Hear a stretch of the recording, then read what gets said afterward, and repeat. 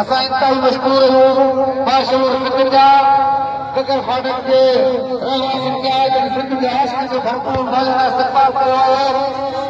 सिंध जे आशिक़ जो काफ़िले जेके तेरा पेर मुल्क जो हसबा हौसला जान जज़्बा जान रखंदे अॼु कराची में दाख़िल थी चुको आहे। असां इंतहाई मशहूर आहियूं सिंध जा जन सिंध जे आशिक़ जो मौजूदा इस्तक़बाल कयो आहे। असीं निहायत मशहूर आहियूं कामरेड इदरीस केसरानी अली अमान मुदस्सिर मुग़ल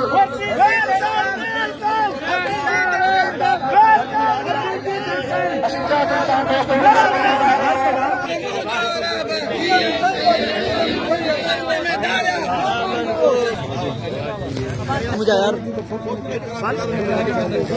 मज़े में